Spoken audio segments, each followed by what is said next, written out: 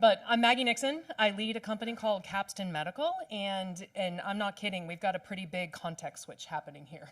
And so we are based right over in the Wrigley building in Santa Cruz, and we are at the cutting edge of robotics and heart surgery.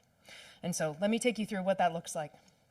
But first and foremost, why are we doing what we're doing? And this is really the data that drives it. So this is US data, this is cause of death, the vast majority of it is heart disease.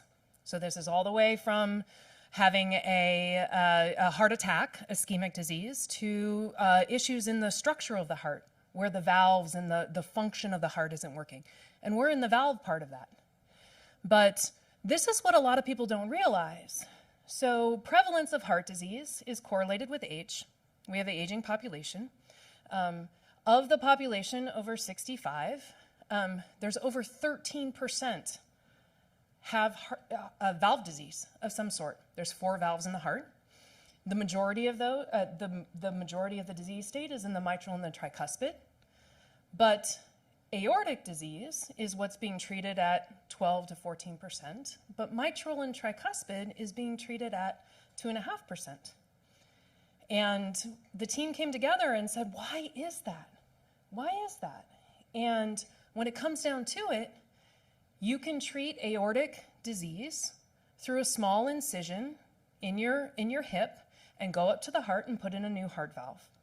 But if you want to treat your mitral and your tricuspid, you have to have an open heart surgery. And we're like, there's got to be a better way to tackle that. And so I spent the first 20 plus years of my career at a company called Intuitive Surgical. And Intuitive Surgical has the Da Vinci surgical robot that comes in and gives really precise control and capabilities through tiny little incisions. And so my very first boss at Intuitive back in 2000 and I said, there's got to be a way to do this with a robot. And so we have right here in the Wrigley building in Santa Cruz, we are building the first in world robotic platform to go in through a small incision in your hip and replace your heart valves for your mitral and your tricuspid. So, but there's a variety of reasons that we can do this. We can make the catheters really small. We can have really good control of the device, but let's see if this actually plays.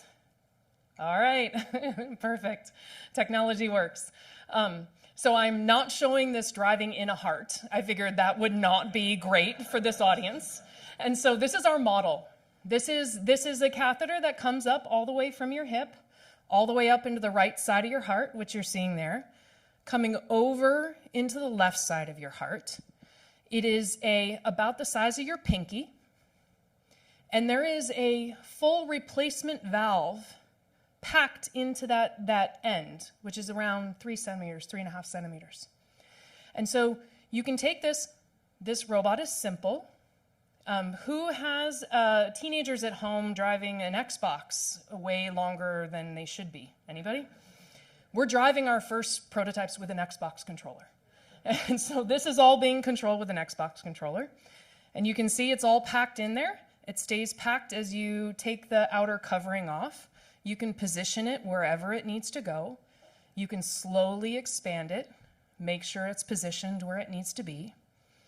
Slowly expand it some more, optimize where it needs to be. Release this valve and drive it out of the patient, throw a stitch, and send them home the next day. So this is a different way to go from only 2% of patients having an option to all the patients having an option to go in and have their valve disease managed. So this is our team. We have brought together, in Santa Cruz, kind of the cutting edge technology from structural heart implant development and surgical robotics. And interestingly enough, when I came over and joined this team 2 years ago, we said, man, we need space, we need people, we're growing this really big. What do we need to do? And we asked them, where do we want to be? Everyone said that they wanted to be in Santa Cruz. Everyone. We do our one-on-ones down at natural bridges. We go on mountain bike rides in the middle of the day. Some of our best ideas may be happening on those mountain bike rides. And so this team is growing. We're taking over a whole new space in the Wrigley building and continuing to drive toward our mission. We will be serving our first patients this year. So, so a little bit different than the beautiful pictures, but we really do have some pretty amazing things happening right around the corner in Santa Cruz. But thank you.